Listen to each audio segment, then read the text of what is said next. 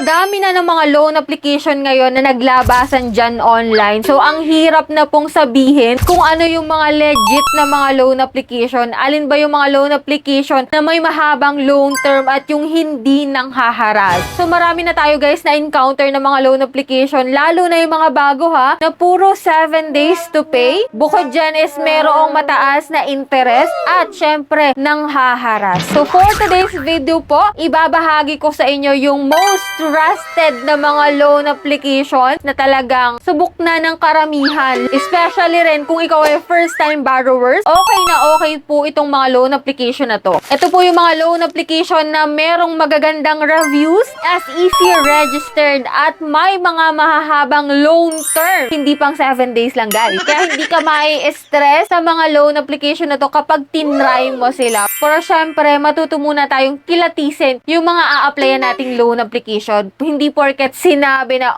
okay, recommended, best, is uutangan kaagad natin. Not even knowing kung magkano ba ang pwede mong matanggap, kung magkano ba yung interest, kung kailan siya babayaran. So, dapat dito guys, marunong tayong magsiyasat ng isang loan application na a-applyan natin. At dahil nga ito po yung vlog natin for today, so yan guys, panoorin mo na lang to hanggang dulo para malaman mo kung ano ba yung mga most trusted na mga loan app. Before tayo mag-start guys, if ever na hindi ka pa po nakasubscribe, just click the subscribe button, turn on the notification bell and be updated sa ating mga latest upload kasi every video po na ina-upload ko, kumukuha ko ng 2 lucky winners. And for today's video nga, siya ang unang lucky winner natin. Ayan, congratulations po sa'yo kaagad. Mag-PM ka na sa aking Gmail account para agad-agad maklaim mo yung prize mo. If ever na nanalo ka na, pwede ka ulit manalo dito guys. Kaya stay connected, stay active. Walang aayaw sa pamilyang to. Kaya huwag mo kalimutang i-like itong video na to. Mag-iwan ng comment dyan sa comment section and please share this video para maraming makasalit, maraming makapanood ng video na to. And so much for that guys. Alam ko na sawang-sawa na rin kayong ma-reject sa mga loan application dyan, nagkalat online, tapos 7 days to pay lang pala at the end ng pag-apply mo. So ito guys is mga trusted na loan application, kaya kung interesado ka na malaman, keep on watching.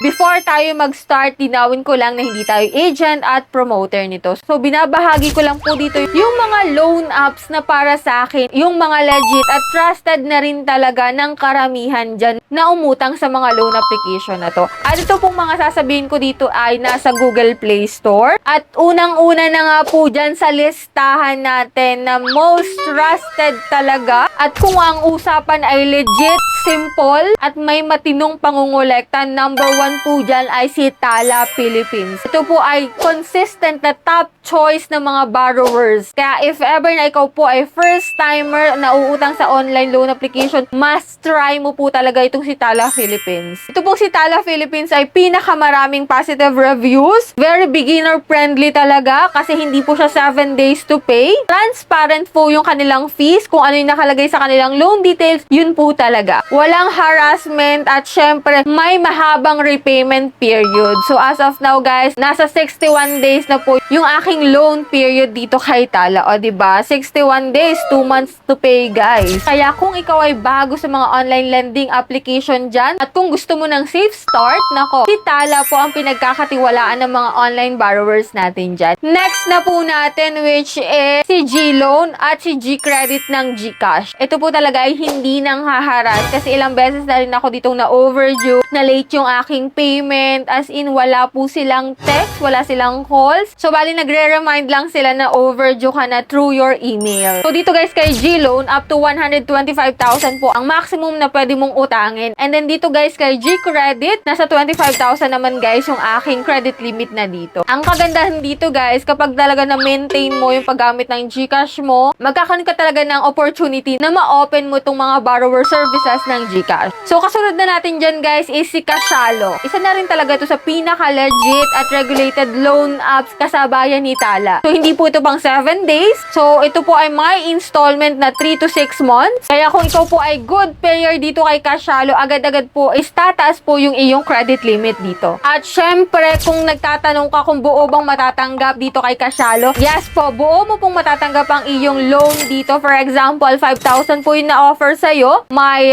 interest lang yun na kung magkano. At syempre, ang repayment period mo na is nasa 6,000 pesos. So, ginawa ko na pong example yung aking na loan dito kay Cashalo, no? Kaya kung ikaw dyan ay naghahanap din sa isa sa mga installment na loan app, pasok po dyan talaga si Cashalo. Next na po natin is si Bilis. Yan, isa na rin to sa mga nangunguna ng mga loan application talaga na most trusted na utangan. Bukod sa hindi siya 7 days to pay, ito po ay installment. So, siya po ay buy now, pay later platform. So, nag-o-offer din po siya ng cash loan. So, up to 12 months po yung kanyang installment. Kaya po kung ikaw ay mahilig mag-online shopping dyan, o kaya naman ay kailangan mo ng malakihang amount, Bilis po is one of the safest loan app na pwede mo talagang i-try. Yun nga lang guys, dito kay Bilis, need po nito ng payslip at ng proof of billing. At syempre, for today's video, last po natin is si S-Loan ng Shopee. Dito guys, kay S-Loan, up to 100,000 po ang pwede mong mautang. Installment din, not 7 days to pay ha. No harassment talaga if ever na overdue ka. Syempre, may konting reminder lang. At ingatan mo rin to kasi mapo-froze yung account mo if ever na ikaw ay na overdue, hindi ka kaagad nagbabayad. Kaya kung ikaw ay good payer dito guys, mas maganda. At syempre, may cons din. Pag pumahaba po yung loan terms na pinili mo, mas malaki rin po yung interest na ipapatong. Pero okay na rin talaga kasi hindi siya 7 days to pay. At one of the most legit at trusted na rin utangan ng karamihan sa atin dyan. So that's it. Yan po yung mga loan application na talagang legit at most trusted na utangan ngayon. So hindi lang sila may maayos na due date, malinaw na fees. Syempre, lahat ng mga nabanggit ko guys, yan po yung may mga maayos na due date which is hindi pang 7 days lang. May transparent fees, may mga magagandang feedback galing sa mga borrowers nila at syempre walang harassment. Kaya if ever na may mga loan application kayo dyan na pinagkakatiwalaan nyo rin, i-comment nyo po dyan sa comment section, i-share nyo po para at least magkaroon pa ng karagdagang idea yung mga bago pa lang magta-try dyan online. Kung ano yung must try talaga nila ng mga loan app. Kasi hindi natin maiiwasan talaga na may mga bagong labas na talagang mai-try din talaga natin. Tapos magugulat tayo sa huli na,